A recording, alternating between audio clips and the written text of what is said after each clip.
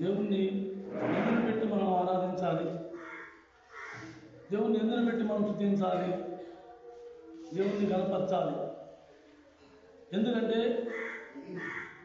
ఈరోజు మనందరం కూడా సంఘముగా కూడి వచ్చి మందిరంలో దేవుణ్ణి స్తుతించడానికి,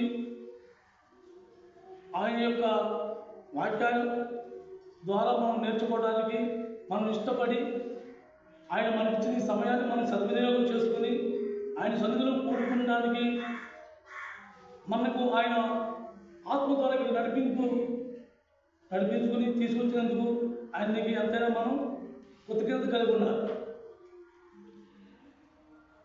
అవకాశం నుండి కూడా దేవుని సన్నిధికి రాలేని వాళ్ళు అనేక మంది ఉన్నారు.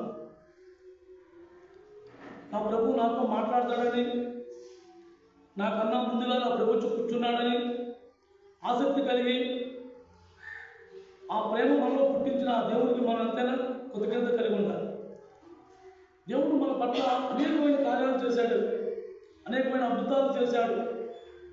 గడిచిన సంవత్సరం అంతా కూడా మనం కొన్ని సందర్భాల్లో మనం కొన్ని ఒడిదుడుకులు ఎదుర్కొన్నప్పటికీ కూడా అందరినీ కూడా ఆయన సంరక్షించి సురక్షితంగా అందరినీ కాచి కాపాడి మరొక సంవత్సరం మన ప్రయాణాన్ని ఇవ్వడానికి ఆయన సిద్ధపడి ఆయన వేచి ఉన్నాడు. అందరూ పెట్టి దేవుడు మనం ఎంతైనా స్తుతించి గణపరచాలి. ఎప్పటికప్పుడు మనం దేవుడి దగ్గర ఏదో ఒకటి నేర్చుకోవాలి. ఆయన పాదాల దగ్గర ఆయన సన్నిధిలో కూర్చొని ఆయన మాట్లాడే మాటను మనం ఏదైతే మనకు అవసరమో, ఏదైతే మనకు కావాలో, దేన్నైతే మనం నేర్చుకోవాలో అవన్నీ కూడా దేవుడు మనకు ముందుగానే నేర్పిస్తూ నడిపిస్తూ ముందుకు కొనసాగిస్తున్నాడు. అందులో పెట్టి దేవుడు మనం అంతేనా స్తుతించాలి. ఇవాళ ఆదివారం మందిరంలో కూడుకుని ఆరాధించుకునేది అది ఆరాధన కాదు. ఒక్కరోజు ఆరాధించేది ఆరాధన కాదు. ఆరాధన అనేది ఎప్పుడు దేవుణ్ణి స్తుతించి గణపరిచినట్టుగా కాదు, ఎప్పుడు నిరంతరం ఆయన యొక్క బలిపీఠం మీద ధూపం ఎలా అయితే రగులుకుంటూ ఉంటుందో అలాగే మన జీవితంలో ఎప్పుడు కూడా ప్రభు అనే వాక్యం అనే మంట మనలో మండుతూ ఉండాలి. ఏ సందర్భంలో అయినా సరే మనకు ఆ వాక్యం మనకు గుర్తు వస్తూ ఉండాలి. ఆ దేవుడు పలికిన మాట మనకు జ్ఞాపకం వస్తూ ఉండాలి. ఆ జ్ఞాపకాన్ని మనం మర్చిపోకుండా ఉండటం, ఆ ప్రకారంగా మనం సరి చేసుకోవటం, అదేవిధంగా మనం జీవించడం దేవునికి ఆరాధన అవుతుంది. కానీ ఆదివారం కూడుకుని రెండు మాటలని కాను చేసుకుని ప్రార్థించేది కాదు, ఆరాధన కాదు. కాబట్టి మనం ప్రతి వారం ఇది తరచు మనం మాట్లాడుకునేది.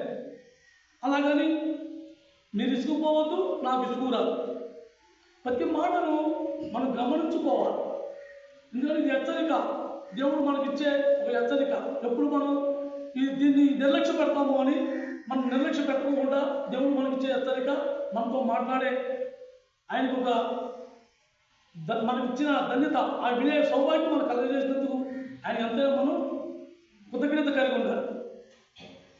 అలాగే మన మానవ జాతి మొదలుకొని ఎంతవరకు కూడా అనేక సందర్భాల్లో దేవునికి వ్యతిరేకంగా దేవుని కోరిన రీతిలో మనం జీవించకపోవటం, దేవుడు ఏదైతే మన నుంచి ఊహించుకున్నాడో ఆ ప్రకారంగా మనం జీవించకుండా అపవాది మన నుంచి ఆ యొక్క దేవుని ఆత్మను తొలగించి ఆ యొక్క దురాత్మ మనలో ప్రేరేపించి ఆ పరిశుద్ధాత్మ స్థానంలో కూడా మనంతా కూడా వ్యర్థంగా జీవించిన జీవిత కాలం అంతట్లోనూ దేవుడు వేచి ఉన్నాడు చాలా టైం వరకు. కానీ ఎప్పుడైతే మనం ఇంకా ఇంకా ఇంకా ఇంకా నశించిపోతున్నామో ఆయన బిడ్డలు నశించిపోవడానికి ఆయనకి ఇష్టం లేక ఆయన ఏం చేశాడు, తన కుమారుని ఈ భూమి మీద పంపించాడు.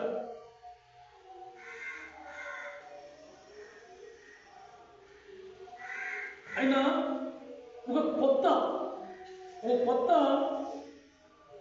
క్రియ చేశాడు, కొత్తగా ఒకటి చేశాడు. ఎలాగా మనం దేవుణ్ణి ఎగ్గదించాం, దేవుణ్ణి నిర్లక్ష్య పెట్టాం. దేవుడు అంటే తెలియక అజ్ఞానంగా మన ఇష్టానుసారంగా మనం జీవించినప్పుడు దేవుడు ఆయన కుమారుడు ద్వారా ఆ పరిశుద్ధాత్మ ద్వారా మనకు కొత్త విధానం నేర్పించాడు. దేవుడు ఏదైతే ఆశించాడో దాన్ని నేర్పించడానికి యేసుక్రీస్తు ప్రభునే ఈ భూమి మీద పంపించాడు. యెషయా గ్రంథం 43వ అధ్యాయం పేజీ నెంబర్ 605. యెషయా గ్రంథం 43వ అధ్యాయం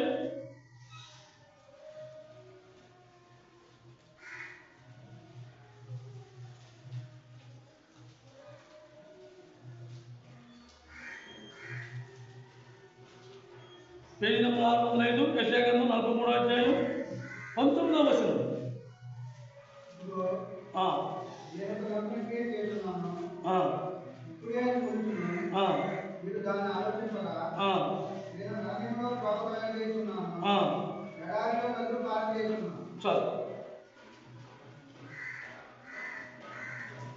దేవుడు ఏం చేశాడు? నూతన క్రియ చేశాడు. నూతన క్రియ దేవుడు ఎదురు పెట్టి చేయవలసి వచ్చింది. అనేక మంది ప్రవక్తల్ని భూమి మీద పంపించాడు. అనేకమైన ప్రవక్తల్ని భూమి మీద పంపించినప్పుడు ఆ ప్రవక్తలు బోధిస్తూనే ఉన్నారు, ఆ ప్రవక్తల మాటలు వింటూనే ఉన్నారు.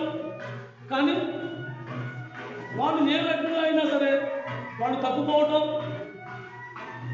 అలాగే ప్రజలు నిర్లక్ష్యంగా ఉండటం, దేవుడు విసిగిపోయాడు. విసిగిపోయి వీరికి నా మార్గం అంటూ తెలియపరచాలి. ఆ మార్గాన్ని ఎవరు తెలియపడతారు? ఎవరు ఏ యాజకుడైనా సరే, ఏ చావుడైనా, ఏ యాజకుడైనా సరే, ఏ యొక్క శాస్త్రులైనా సరే, పరిచయులైనా సరే, ఎవరు కూడా ఆ యొక్క సత్యాన్ని బయలుపరిచి ఆ ప్రకారం వాళ్ళు నడిపింపలేకపోయారు. నడిపింపలేకపోయినప్పుడు ఆ దేవుడు ఏం చేశాడు? వేచి ఉన్నాడు, వేచి ఉన్నాడు, వేచి ఉన్నాడు. ఇంకా లాభం లేదు, ఇంకా తప్పదు, అనాథంగా వ్యర్థంగా నా పిల్లలంతా నష్టపోతున్నారు. వాళ్ళ పాపంలో చిక్కుకుపోయారు. అపవాది వాళ్ళకి చిక్కుముళ్ళుగా అల్లేశాడు. వాళ్ళు ఎలా విడిపించుకోవాలి అంటే నా కుమారుడు ద్వారా తప్ప వేరొక మార్గం లేదు అని ఒక తీర్మానించుకుని ఆయన ఏం చేశాడు? ఆ యేసుక్రీస్తు ప్రభువుని పంపించాడు. ఆ యేసుక్రీస్తు ప్రభువుని భూమి మీద పంపించాడు. యేసుక్రీస్తు ప్రభు రాకపోతే ఆ మార్గం మనకు తెలిసేది కాదు.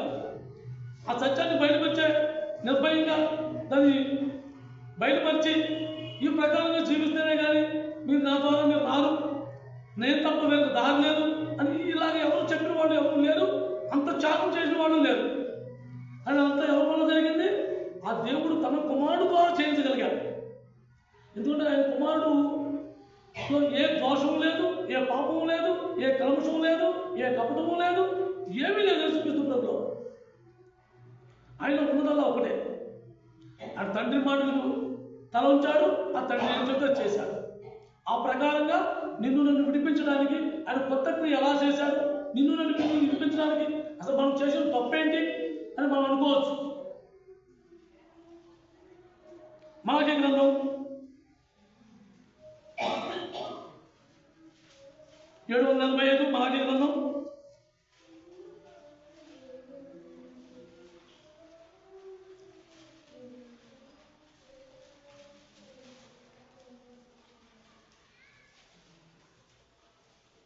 పేజీ నెంబర్ 745, మలాకి గ్రంథం 1వ అధ్యాయం, మలాకి గ్రంథం 1వ అధ్యాయం 6వ వచనం. మలాకి గ్రంథం 1వ అధ్యాయం 6వ వచనం.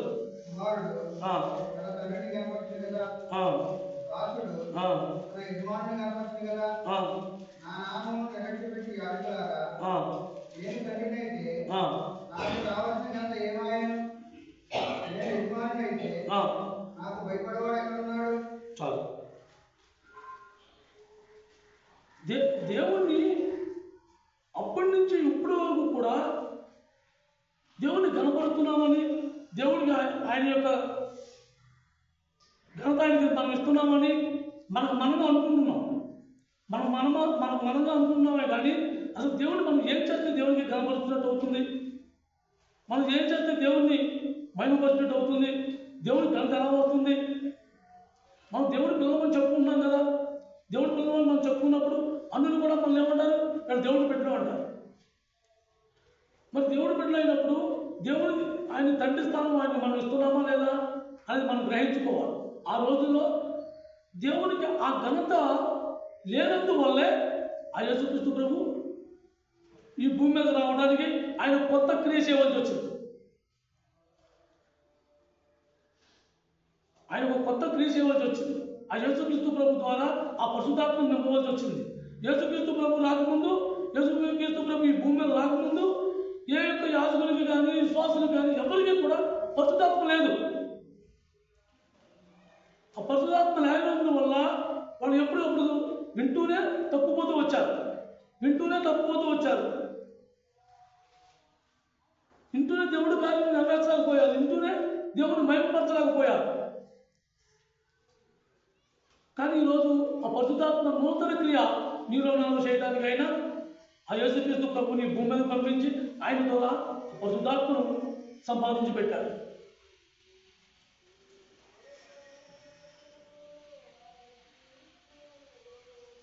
తర్వాత అప్పుడే మొదలవుతున్నది. మీరు దానిని యెషయా గ్రంథం 43వ అధ్యాయం 2వ లైన్ చూడండి.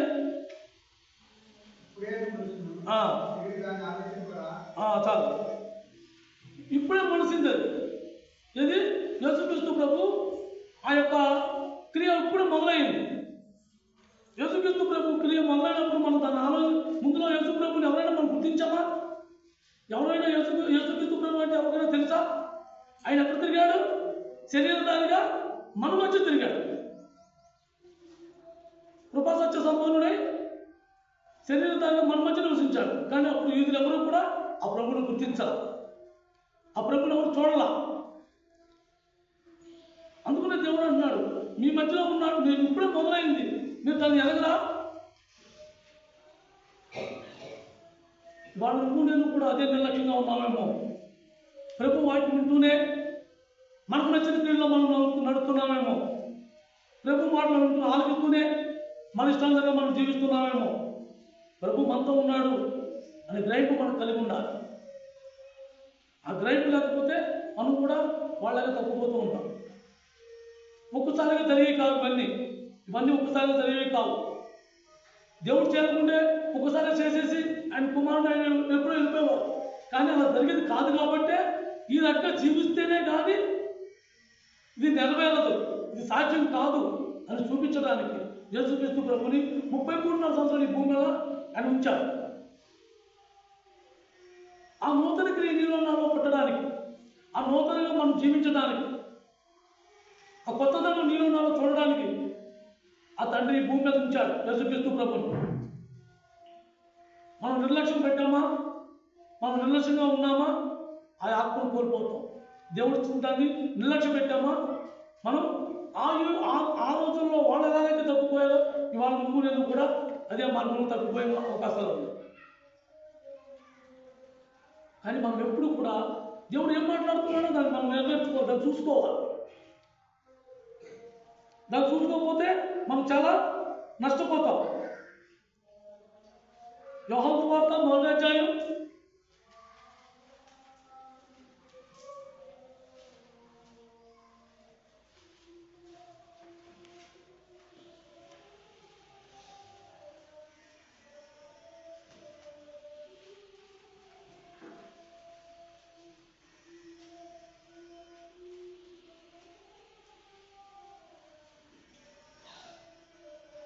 1వ అధ్యాయం 29వ వచనం.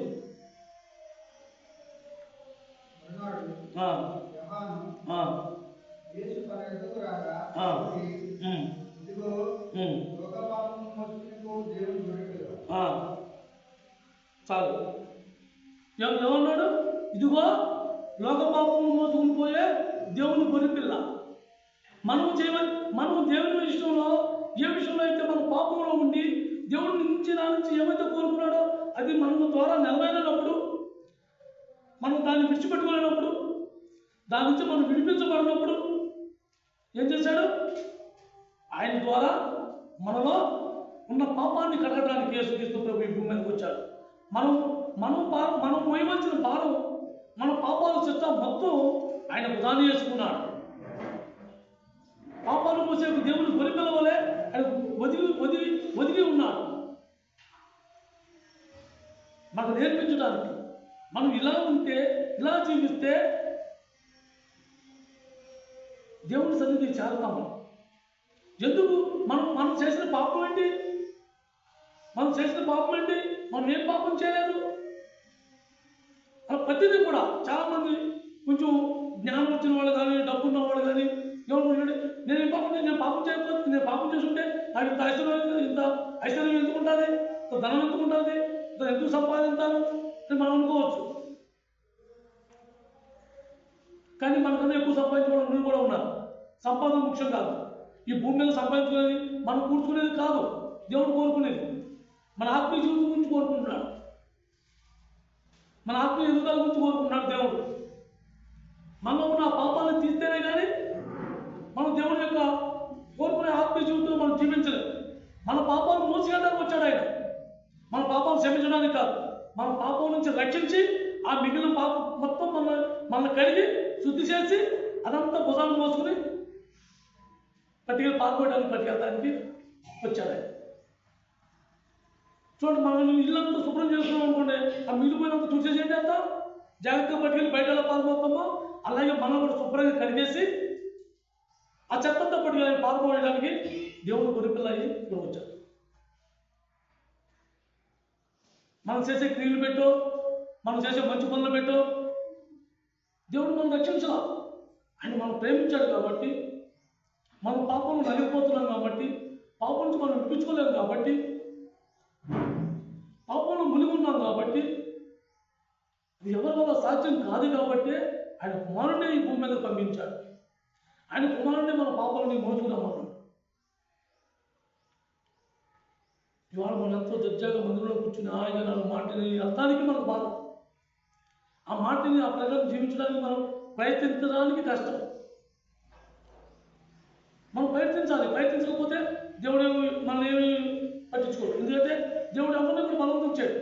మనం ప్రయత్నించినప్పుడు, మనం విఫలమైనప్పుడు నా వల్ల కాట్లా తండ్రి అని అడిగినప్పుడు ఆయన చేస్తాడా? కానీ మనం ప్రయత్నించాలి కదా. దేవుడి మాట నాలుగు మాటలు అంటే మనం నొప్పేంటి? ఆ ఎన్నో మాటలు నేర్చుకోవడానికి బాధ ఏంటి? కానీ ఒక్కసారి జరిగేది కాదు. మన గురుగారు అర్థమాలు చెప్పుకుంటున్న మాట ఒక్కసారి అయితే జరిగేది కాదు. మనం రోజు ఆఖరి గడియ వరకు, శాస్త్రం విడిచిపెట్టే వరకు కూడా నేర్చుకునే విధంగానే ఉండాలి తప్ప నేను కరెక్ట్, నేను సరిపోతున్నా చాలు అనుకుంటే ఆ యూదులాగానే మనం కూడా తయారు. కానీ మనం నేర్చుకోవాలి. నాకు వచ్చు, నాకు తెలుసు అనుకునే స్వభావంలో మనం ఉన్నామా? నష్టపోయేది మనమే. ఆయన ఎలా వచ్చాడు? పాపాలు మోసుకెళ్ళే గొరిపిల్లలా వచ్చాడు. ఈ పాపాలు నా పాపాలు మోసుకెళ్ళే గొరిపిల్లలా వచ్చాడు.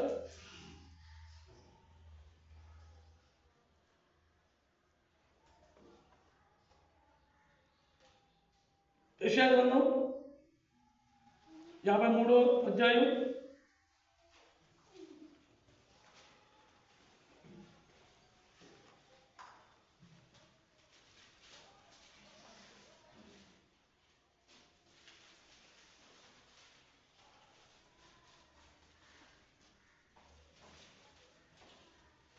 614 యెషయా గ్రంథం 53వ అధ్యాయం 6వ వచనం.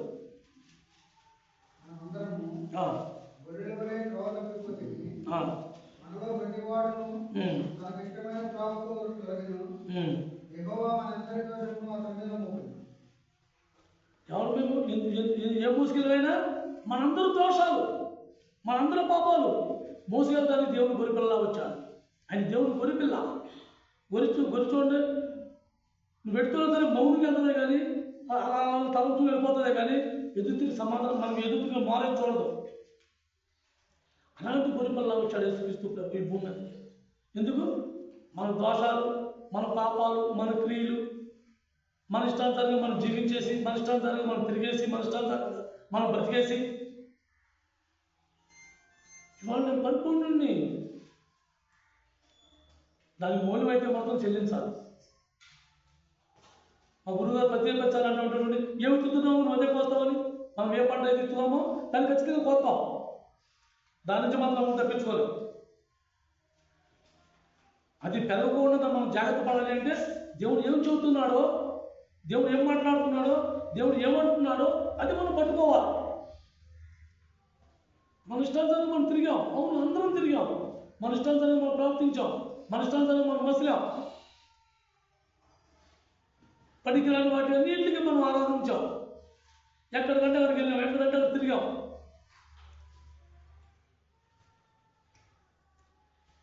ఈ విగ్రహాల చుట్టూ తిరగడానికి నేను మూడు రాష్ట్రాలు తిరిగాను. నేను ఆంధ్ర, తమిళనాడు, కర్ణాటక, కేరళ అన్నీ తిరిగాను. అన్ని విగ్రహాలు తిరిగాను. నేను ఎక్కడెక్కడికైతే ఎక్కువ ఏ సంవత్సరం అయితే వెళ్తూ ఉంటానో ఆ సంవత్సరం ఎక్కువగా నష్టపోతూ ఉండేవాడిని. ఇది ఆర్థికంగా నష్టం కాదు, ఆత్మీయంగా బస్టర్డ్ అయిపోయా, సమస్తం కోల్పోయా. ఆఖరి గడిలో భార్య పెట్టిన వదులుకుంటేనే కానీ దేవుడు నాకు ఆత్మీయ జీవితం ఎవరు తెలియపరచల. మన ఇష్టానుసారంగా మనం తిరిగాం. కానీ ఇప్పుడైతే విగ్రహాలు మనం గుళ్ళకి వెళ్తలేదు కదా అని మనం అనుకోవచ్చు, గుళ్ళకి వెళ్ళకపోవచ్చు, కానీ మనం వెళ్ళకూడని చాటి వెళ్ళవచ్చు. మనం దేన్ని మొక్కకూడదు దాన్ని మొక్కుకోవచ్చు, దేన్ని మనం ఎక్కువగా ఆశించకూడదు దాన్ని ఆశపడవచ్చు. అది కూడా విగ్రహమే. ఒక డబ్బు కావచ్చు, బంగారం కావచ్చు, ఒక ఆస్తి కావచ్చు, ఒక ఉద్యోగం కావచ్చు, ఏదైనా సరే దేవుడు తర్వాతే. దేవుడు నీకు ఇచ్చాడు, దాచుకో, తప్పు కాదు. కానీ దాన్ని పట్టుకుని మాత్రం దేవుడు నిర్లక్ష్య పెట్టావా నష్టపోతాం.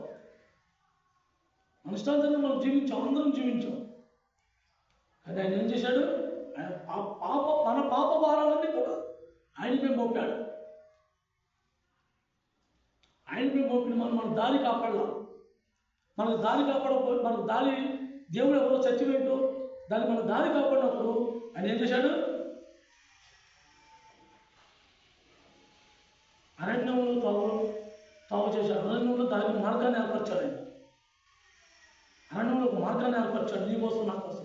అరణ్యం అంటే ఏంటి? దాంట్లో ఏమి ఉండవు. అక్కడ అంత భయంకరమైన జంతువులు, క్రూర మృగాలు ఇటువంటివి ఉంటాయి. అలాంటి జీవితంలో ఆయన ఒక మార్గాన్ని ఏర్పరిచాడు. ఆ మార్గం ఎవరు? యేసుక్రీస్తు ప్రభు. ఈ లోకం అనే అరణ్యం నుంచి మనం తప్పించుకోకుండా ఆ అరణ్యంలో ఇరుక్కుపోయి ఉన్నాం. మనకు దారి కనిపించట్లా. దారి కనిపించినప్పుడు ఏం చేశాడు? యేసుక్రీస్తు ప్రభు వచ్చాడు. యేసుక్రీస్తు ప్రభు ఏమని చెప్పాడు? యోహాను సువార్త 14వ అధ్యాయం పేజీ నెంబర్ 95.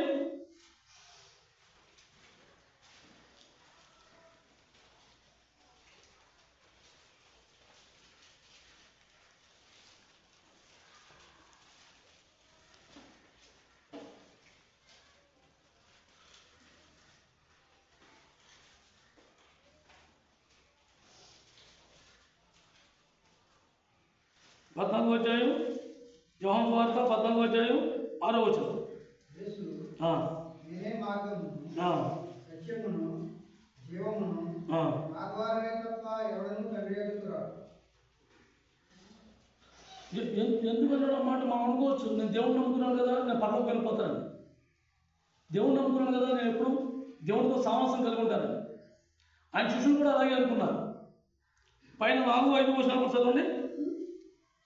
నేను వెళుతున్న స్థలముకు మార్గము మీకు తెలియని చెప్పాను. అందుకు తోమా, ప్రభువా ఎక్కడికి వెళ్తున్నావో మాకు తెలియదే, ఆ మార్గం ఎలా తెలియని అడుగుతా, యేసు నేనే మార్గమును, సత్యమును, జీవమును, నా ద్వారానే తప్ప ఎవడను తండ్రి యొద్దకు రాడు. చాలు. యేసుక్రీస్తు ప్రభు ద్వారా ఆ తండ్రి దగ్గరికి వెళ్ళాలంటే యేసుక్రీస్తు ప్రభు నమ్ముకుంటే వెళ్ళిపోతామా? యేసుక్రీస్తు ప్రభు వాక్యం చెప్తుంది, ఆ వాక్యం అంటే వెళ్ళిపోతామా? బయట కూర్చుని ప్రతి వారం మీటింగ్ వెళ్ళిపోయి ఎక్కడ మీటింగ్ ఉంటే అక్కడికి వెళ్ళిపోతామా? మరి ఏం చేస్తే వెళ్తాం? యేసుక్రీస్తు ప్రభు అయితే ఒకటే మాట అన్నాడు, నేనే సత్యమును, మార్గమును, జీవమును, నేనే, నా ద్వారా తప్ప వేరొక మార్గం లేదు. ఆయన ద్వారా మనం వెళ్ళాలంటే ఆయన ఇప్పుడు లేడు కదా ఇక్కడ. అప్పుడైతే ఆయన శిష్యులు ఆయన ఉన్నప్పుడు ఒకవేళ ఆయన కూడా పట్టుకుని ఆయన అడుగుతాడు వెళ్ళి ఉండొచ్చేమో మనకు తెలియదు అనుకుందాం అనుకోండి. మరి ఇప్పుడు యేసుప్రభు లేడు కదా. యేసుప్రభు అయితే ఏమంటున్నాడు, నేను తప్ప వేరే దారి అంటున్నాడు. మరి మనం అక్కడికి వెళ్ళాలని ఆశ ఉంది. యేసుప్రభు అయితే ఆ పర్లోక తండ్రి అయితే వెళ్ళాలని ఆశ ఉంది. మరి మనం ఎలా వెళ్ళగలం? ఆయన కుమారుడు అయితే మార్గంగా చూపించాడు. ఆయన లేడు. మనం ఎలా వెళ్ళాలి?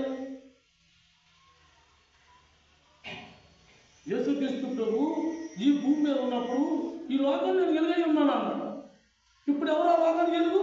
మనం. ఆ వెలుగు జీవితం మనం జీవిస్తే ఆ ప్రభు మార్గంలో మనం నడుస్తాం. ఆ వెలుగునే జీవితం, ఆ వెలుగునే మార్గంలో మనం నడిస్తే యేసుక్రీస్తు ప్రభులాగా ప్రతి విషయానికి ఆయన ఎలా అయితే తల ఉంచాడో అలా మనం తల ఉంచితే ఆ మార్గంలో మనం నడుస్తాం. ఎలాగైతే యేసుక్రీస్తు ప్రభు తన యొక్క శిష్యుల పట్ల, తన తండ్రి పట్ల ఎలా జాగ్రత్త కలిగి ఉన్నాడో అలాంటి జాగ్రత్త మనందరికీ ఒకరికి మీద ఒకరికి ప్రతి ఒక్కరికి కూడా బాధ్యత కలిగి ఉన్నారు. అలాంటి బాధ్యత మనం తీసుకోవాలి. ఆ ప్రకారంగా మనం నడుచుకోవాలి. ఏ ప్రకారంగా యేసుక్రీస్తు ప్రభు ఏ సత్యాన్ని అయితే అనుసరించాడో, యేసుక్రీస్తు ప్రభు ఏ విధంగా ఏ సందర్భాల్లో దేని ఎలా జయించాడో, ఈ లోకాన్ని ఎలా జయించగలిగాడో అలా మనం జయించడానికి మనం ఇష్టపడాలి. అది నేర్చుకోవాలి. మన వల్ల కాదు. అందుకనే నూతన క్రియ నీలో కొత్తగా నీలో నాలో చేస్తానన్నది ఆ పరలోక తండ్రి. మనలో ఏం చేస్తా అన్నాడు? కొత్తదనం ఎలా వచ్చింది? ఆ పరిశుద్ధాత్మ యేసుక్రీస్తు ప్రభు తర్వాత యేసుక్రీస్తు ప్రభు ఏమన్నాడు? మీకు ఒక ఆదరణకర్తను పంపుతా అన్నాడు. ఆ ఆదరణకర్త నాకు కావాలని ఎవరైతే ఆశిస్తారో వాళ్ళు ఆ మార్గాన్ని ఎంచుకుంటారు, ఆ మార్గాన్ని నడవతారు. ఎందుకంటే ఏ విషయంలో కూడా వాళ్ళ చింత ఉండదు, బాధ ఉండదు, దుఃఖం ఉండదు. ఇది పోయిందని బాధపడరు, ఇది నష్టం వచ్చిందని ఏడవరు, ఇది నష్టపోయామని బాధ ఉండదు, దుఃఖం ఉండదు, ఏమీ ఉండదు. వాళ్ళకి ఒకటే అలా నిరీక్షణ అంతా కూడా ఒకటే. ఏంటి? ఇంకా ఎన్ని రోజులు ఉన్నాయి నాకు? నా ప్రభుని ఎప్పుడు చూస్తాను, నా ప్రేమిని ఎప్పుడు కలుసుకుంటాను. ఆ నిరీక్షణ కలిగి ఉండాలి. ఆ మార్గం ఎందుకు ఏర్పరిచాడు ఆయన?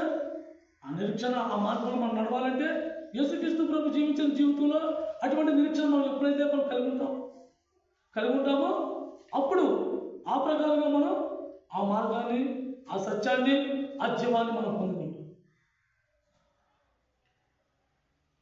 ఎక్కడో కాదు, అది ఇక్కడ అనుభవిస్తేనే అక్కడ రేపు పొద్దున మనం చూడగలం. యేసుక్రీస్తు ప్రభు మార్గం చూపించాడు. యేసుక్రీస్తు ప్రభు అన్నగా చాలాసార్లు అన్నాడు ఈ మాట, మనమందరం యేసు ప్రభులాగా ఉంటాం అక్కడ అన్నాడు. మనందరం యేసు ప్రభులాగా ఉన్నప్పుడు యేసు ప్రభు మాట యేసు ప్రభు ఎవరైనా మనం ఎలా గుర్తుపడతాం? యేసుక్రీస్తు ప్రభు మాట మనం ఎలా గుర్తుపడతాం? చాలా మంది గుంపు కూడా ఉన్నారు. ఆ గుంపులో నేను ఉన్నాను. ప్రెసిడెంట్ కాకపోతే అందరూ నాలాగా ఉన్నారు, కానీ అందరూ పిలుస్తున్నారు ప్రెసిడెంట్. అప్పుడు అందరూ నా భర్త అనుకుంటారా? నేను ప్రెసిడెంట్ పిలిచినప్పుడు అప్పుడు ఏమంటుంది? బాబా అట్లా ఉన్నాను. ఎలా అంటుంది? ఆ స్వరం ముందు నుంచి అలవాటు పడింది కాబట్టి.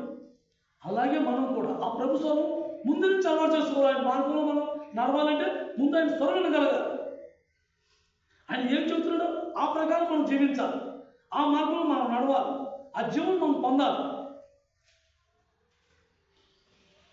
ఆ జీవం ఎప్పుడైతే పొందుతామో ఆ మార్గంలో ఆ తండ్రి దగ్గర చేరడానికి ఆయన మార్గం అయి ఉన్నాడు. మనం విడిపించడానికి, మన పాపం నుంచి విడిపించడానికి, మనం ఎడారి జీవితంలో మనం జీవించినప్పుడు, మన దారి తెలియక మనం కొట్టుమిట్లాడుతున్న జీవితాల్లో మనం ఉన్నప్పుడు ఆయన కుమారుడే మార్గం చూపించడానికి భూమి మీదకి వచ్చాడు.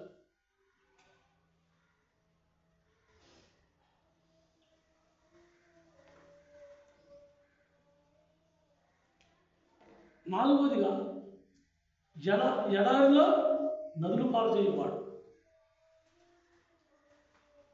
ఎండిపోయిన మన జీవితాల్లో, ఆరిపోయిన మన గొంతుకులో తడుపుకోవడానికి ఏమైనా ఉందా?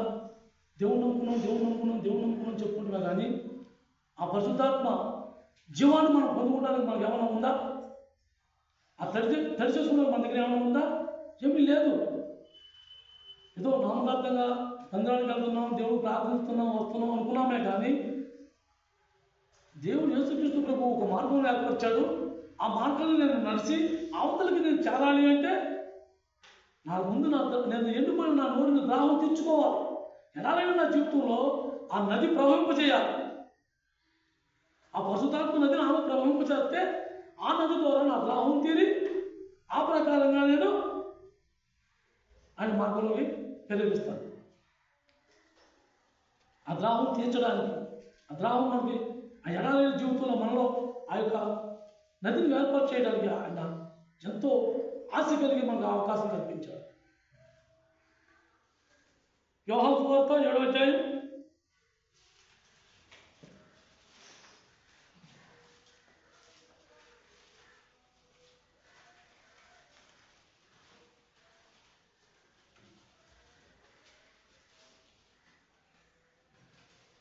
88. యోహాను సువార్త 7వ అధ్యాయం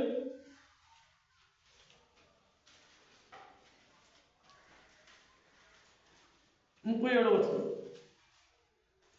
పేజీ నెంబర్ 88, యోహాను సువార్త 7వ అధ్యాయం 37వ వచనం.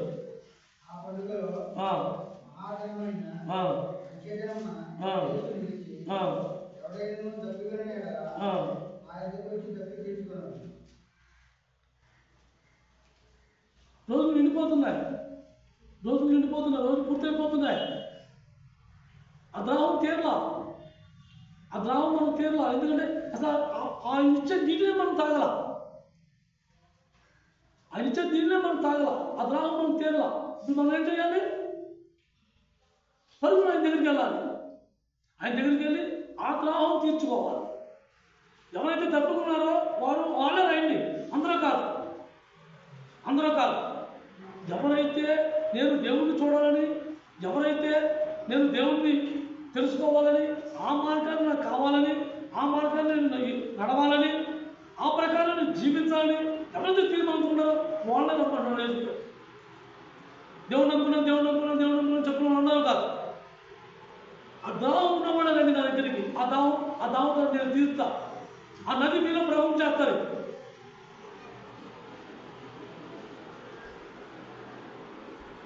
ఆ నది మనలో ప్రవహింప చేయాలి అంటే ఆ నది నుంచి ఆ ద్రావం మనం తీర్చుకోవాలి. ఆ నది ఎవరు? యేసుక్రీస్తు ప్రభువే. ఎప్పుడైతే ఆ బండను కొట్టాడో ఆయన పగిలి ఆయన జీవం మనకు ద్రావం తీర్చేలా తయారైంది. ఆ జీవంతో మనం ద్రావం తీర్చుకోవాలి. ఆయన పగలబడితేనే కానీ మనకు మార్పు ఏర్పడదు. ఆయన పగలబడితేనే కానీ మనకు ద్రావం తీరదు. ఇవన్నీ దేని గురించి చేశాడు ఆయన? మన కోసం. మనం నశించిపోవడానికి ఇష్టం లేక, మన ఆత్మీయ జీవితంగా మనం ఎదగలేనప్పుడు, దేవుడు తెలిసి కూడా మన ఇష్టానుసారంగా మనం తిరిగినప్పుడు, ఆత్మీయ మార్గాన్ని ఎంచుకోలేక మన ఇష్టానుసారంగా మనం జీవించేటప్పుడు, మన ద్రావం తీరినప్పుడు, మనకి దేవుడు ప్రతిసారి ఎన్ని రకాల సహాయాలు చేస్తున్నాడో మనం జ్ఞాపకం ఉంచుకోవాలి. మనం రక్షించడానికి ఆయన కుమారుడు పంపించాడు. తర్వాత మన మార్గం చూపించాడు, మన దాహం తీర్చాడు. తర్వాత మనం దేవుని గంత మనం ఎలా ఇవ్వలేకపోతున్నామో అది ఇవ్వడానికి మనం నేర్పించాడు. మనం ఏమి నేర్చుకుంటున్నామో అది మనకు బాగా గుర్తుండాలి. మనం విన్నదాన్ని నేర్చుకుని ముందు నడవడానికి మనం ప్రయత్నించాలి. ఆ ప్రయత్నంలో మనం విఫలమైనప్పుడు అప్పుడు దేవుడు సహాయపడతాడు. నువ్వు నేను ఇష్టపడతావు. నాకు వద్ద ఇంకా ఈ చాలు, ఇంకెంతకాలం నేను వెళ్ళలేను, నడవలేను అని మనం తీర్మానించుకున్నామా అని మనం మాట్లాడాడు. మనం ఒత్తిడి చేయడు, మనం ఏమి చేయడు.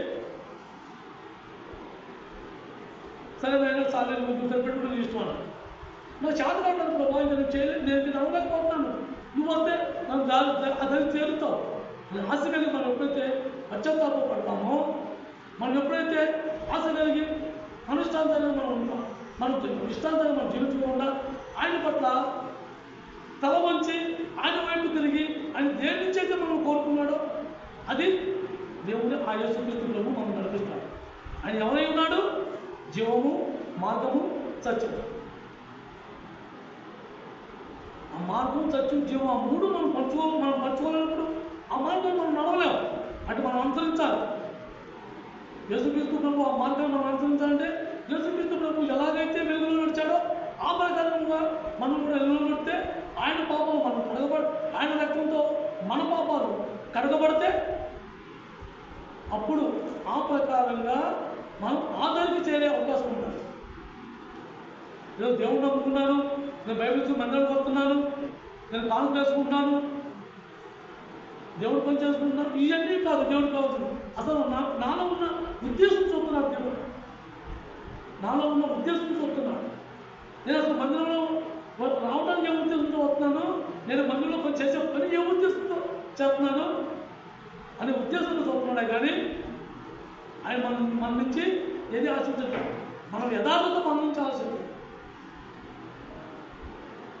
ఆయనకి మనకు 4 రకాలుగా సాయం చేశాడు, 4 రకాలుగా మనం సహాయపడ్డాడు ఆయన్ని తెలుసుకోవడానికి. ఆ ప్రకారం మనం జీవించడం మనం ఎంతో ఆశ కలిగి ఉండాలి, లేకపోతే జీవించలేం. నా సమయంలో తీసుకుంటారు.